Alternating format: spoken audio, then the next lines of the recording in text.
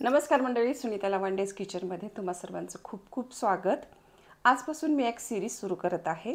तर ह्या सिरीजमध्ये तुम्हाला इडलीचे वेगवेगळे प्रकार पाहायला मिळतील। तसं पाहिलं तर इडली हा साऊथ इंडियन नाश्त्याचा प्रकार आहे, पण तो देशभर सर्वांच्याच आवडीचा नाश्ता आहे। आपण साधी इडली तर नेहमी बनवतच असतो, पण इडलीचे अजून बरेच प्रकार आहेत जे की तुम्हाला ह्या सिरीजमध्ये पाहायला मिळतील। तर ह्या सिरीजच्या आजच्या भागामध्ये आज आपण साधी इडली बनवतोय। हो, मला माहिती आहे की इडली तुम्हाला बनवता येते, पण इडली अजून चांगली कशी बनवता येईल त्यासाठी हा व्हिडिओ स्किप न करता शेवटपर्यंत नक्की पहा। तर चला रेसिपीला सुरुवात करूया। तर सगळ्यात आधी आपल्याला इडलीचं बॅटर बनवावं लागेल। त्यासाठी इथं मी 1 वाटी उडीद डाळ घेतली आहे आणि 3 वाट्या तांदूळ घेतला आहे। 3:1 असं हे प्रमाण घेतलेलं आहे। उडीद डाळ मी अशी गोटा उडीद घेतली आहे। साऊथ इंडियन लोक अशीच उडीद डाळ घेतात। साल काढलेला अख्खा उडीद आहे हा। तुम्ही नेहमीची जरी उडीद डाळ वापरली तरी चालेल। आणि हा तांदूळ मी रेशनचाच घेतलेला आहे। हा जाडा तांदूळ आहे। रेशनच्या तांदळाची पण इडली छान होती। तर तांदूळ घेताना तुम्ही उकडा तांदूळ किंवा इडलीसाठी खास तांदूळ मिळतो तो घेतला तरी चालेल। आधी आपल्याला हे दोन्ही स्वच्छ धुवून घ्यावं लागेल। त्यासाठी उडीद डाळ मी एका पातेल्यामध्ये काढून घेतली आहे। आता यामध्ये पाणी घालून हाताने जरा चोळून डाळ धुवून घ्यायची। डाळ एकाच पाण्याने धुवायची, एकदाच धुवायची, डाळ जास्त धुवायची नाही। तर डाळ धुवून पाणी काढून टाकले। आता यामध्ये भरपूर पाणी घालायचं आणि झाकण ठेवून द्यायचं। त्यानंतर आता तांदूळ धुवून घ्यायचेत। तांदूळ मात्र 2-3 पाण्याने स्वच्छ धुवून घ्यायचेत।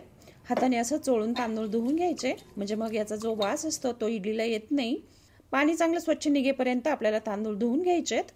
तर 2-3 पाण्याने तांदूळ मी स्वच्छ धुवून घेतलाय। आता यामध्ये भरपूर पाणी घालायचं। यामध्ये मी पाव चमचा मेथी दाणे पण भिजायला टाकते, यानी बॅटर चांगलं फर्मेंट होतं। आता यावर झाकण ठेवूयात आणि डाळ आणि तांदूळ रात्रभर किंवा 8 ते 10 तास भिजत ठेवायचं। पारंपरिक पद्धतीने इडली बनवायची म्हटलं तर 1 दिवस आधीच तयारी करावी लागते। तर रात्रभर मी डाळ आणि तांदूळ भिजत ठेवले होते। आता सकाळी हे आपण उघडून पाहूया।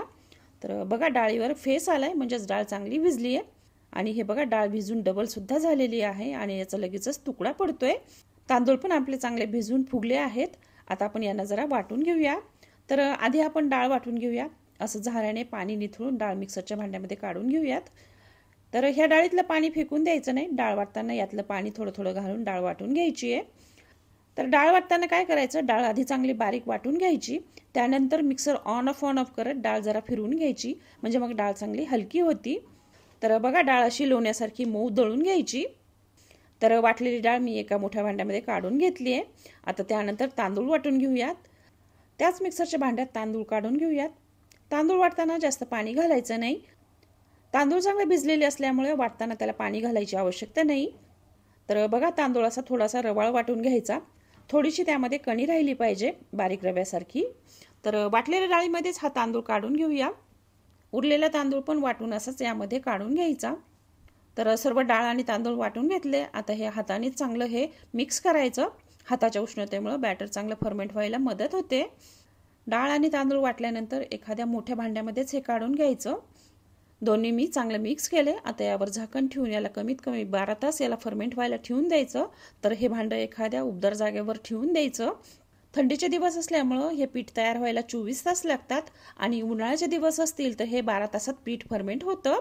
तर 12 तासानंतर बघा पीठ किती फुगलं आहे, छान फर्मेंट झालेलं आहे। तुम्हाला मी दाखवते, बघा किती याला जाळी पडली आहे। असं पीठ फर्मेंट झालं पाहिजे, तरच इडल्या चांगल्या मऊसूद आणि जाळीदार होतात। तर बघा भांडं मोठं घेतल्यामुळं पीठ फुगून बाहेर आलेलं नाहीये, त्यामुळं शक्यतो भांडं मोठंच घ्या। जेवढ्या इडल्या बनवायच्या आहेत तेवढंच पीठ मी या दुसऱ्या भांड्यामध्ये काढून घेते।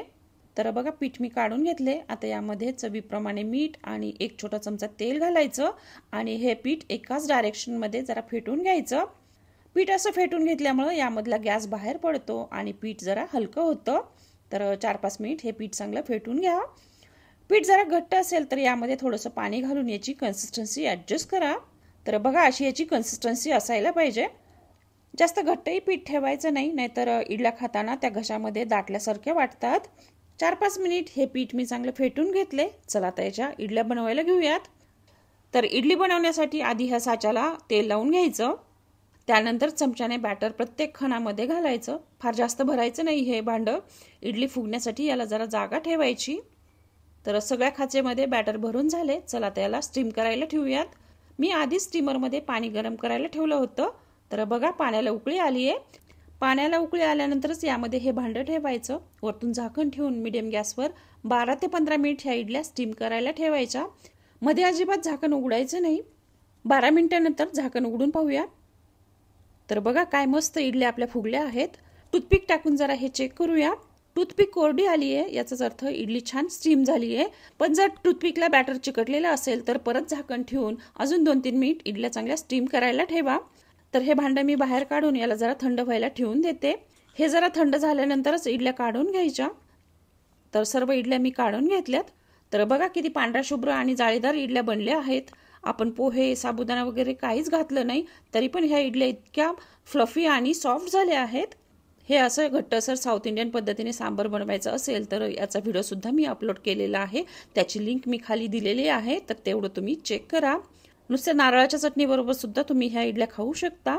तर चला अशाच वेगवेगळ्या इडल्यांचे प्रकार पाहण्यासाठी चॅनलला अजून सबस्क्राईब केलं नसेल तर सबस्क्राईब करा.